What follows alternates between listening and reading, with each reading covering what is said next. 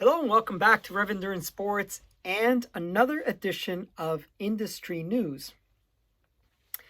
Today we're going to talk about Rad Power Bikes and the CEO who came from Dyson and Sony. So it's interesting that he's taken this thing on. I mean, this is a powder keg, or this is a hot potato. It's a hot potato.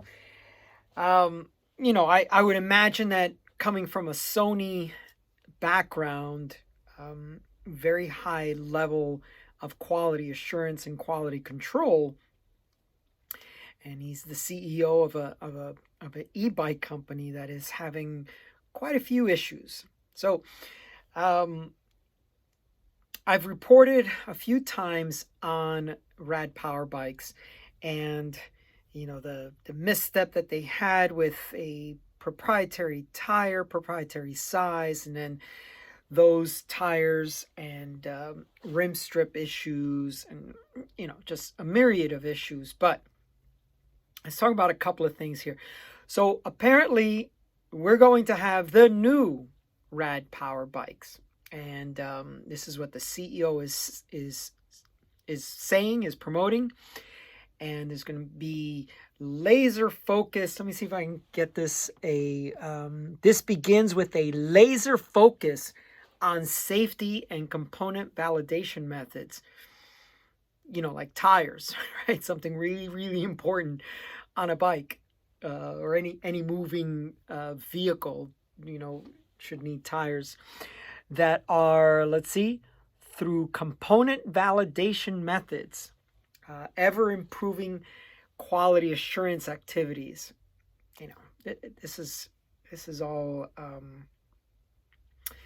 legalese for, hey, we kind of screwed up, and they admitted as such. Young company, growing fast, and all kinds of these other things, but it's affecting their quality, and there are some lawsuits that they're having to deal with. So we're going to get into the lawsuits in just a minute. But forward thinking, this is from their early years. They want to get back to that, they said. And I don't know. I kind of wonder how you turn this thing around quickly, because and oh, by the way, I'm here in San Diego, and there are hundreds upon hundreds of these Rad Power Bikes all over, and these kids are riding them. So they've got a lot of bikes on the road, a lot of bikes. Okay, so the former CEO, he's now on the chairman of the board, and we have this new CEO. So let's do a quick recap of the issues they've been having, the lawsuits they've been having. The biggest one is that wrongful death situation where you have, an 11-year-old girl piloting this e-bike, another girl on the back. They're both 11, 12 years old, something like that, and one of them dies. And it's a very sad situation, but the reality is, in my opinion, these 11-year-old girls shouldn't be on an e-bike that weighs, whatever, 40, 50, 60 pounds. They were riding in Los Angeles. So anyway, the lawsuit states that, this is from the parents, that Rad Power Bikes markets to children without the appropriate disclosures. Let me see how this is worded.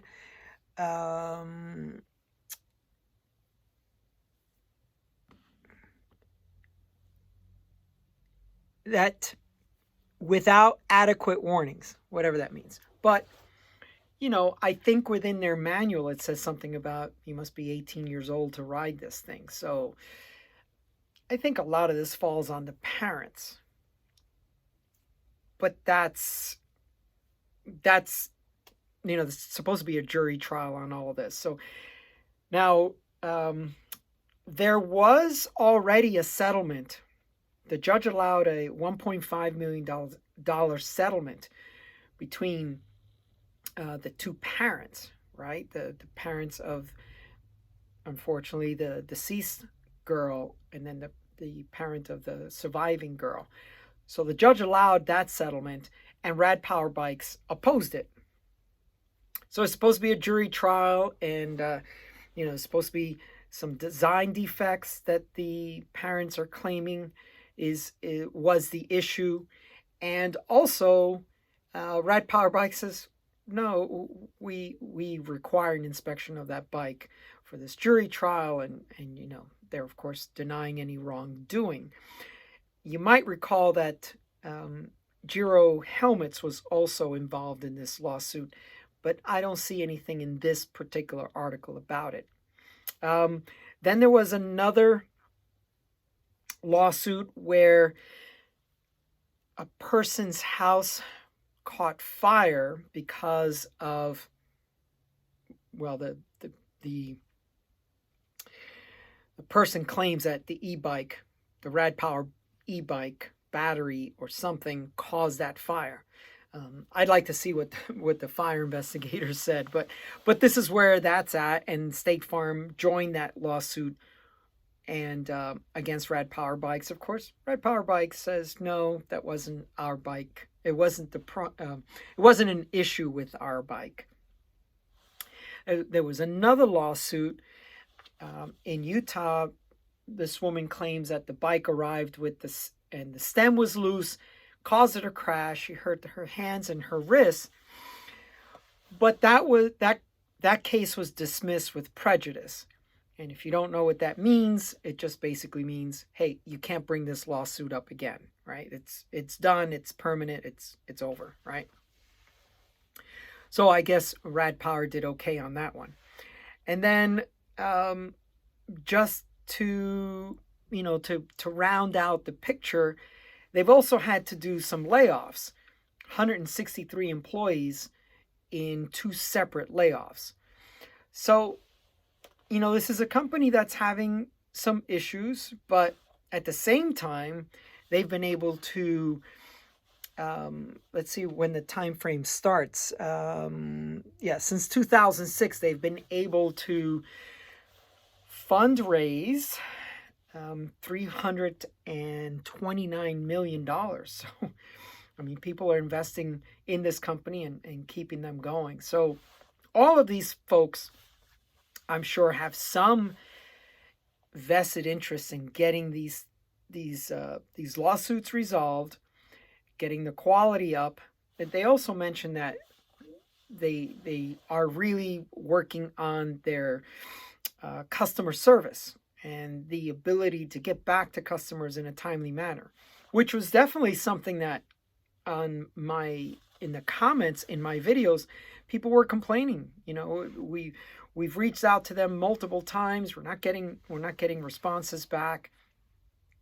So I don't know if that's just a staffing issue, but if you lay off 163 folks, you're going to have more issues with responding to customer complaints or inquiries through the website. I don't know what the distribution of those 163 folks were, if there were some engineers and shipping department and all the other departments that it takes to run a business.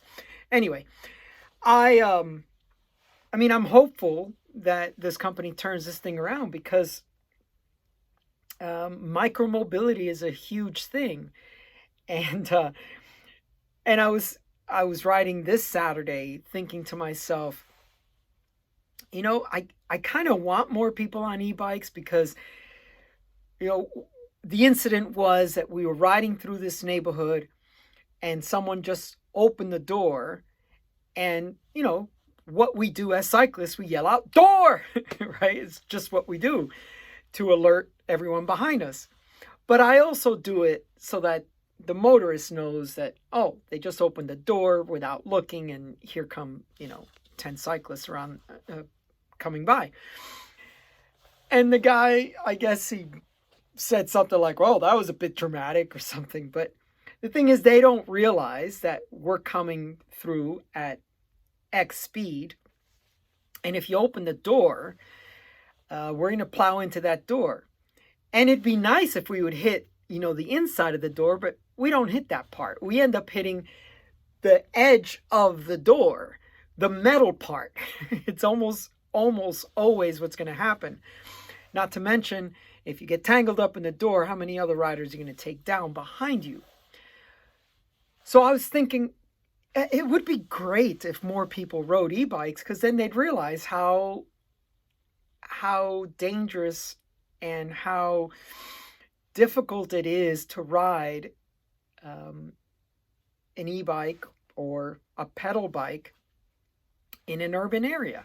So anyway, as the expression goes, something about, never judge a man until you've walked a mile in his shoes or something like that. So yeah, ride a few miles on a bike and you'll start to realize, oh, yeah, that's why those cyclists are on the edge of the road, the white bike lane, and not fully in the bike lane, because there's all this crap out here on the road. Look at all this glass. Good thing I have my 26 by 4-inch tires. I'm not going to get a flat, but at least hopefully it'll bring some awareness to our plight while we ride. Okay, thank you so much for tuning in. Just a quick aside, or side note, as some folks like to say, reached 3,000 subscribers over the weekend. Thank you so much. I appreciate all of you who subscribe to the channel. And if you share my videos with other folks, I appreciate that as well. So thanks to you. We're at 3,000 subscribers. March is when I hit 1,000 subscribers. So we're about 2 months away from my 1-year anniversary of getting 1,000 subscribers. So, pretty much doubled, tripled the amount of subs. Okay, thank you so much for tuning in. I appreciate it. Please like and subscribe. We'll see you up the road.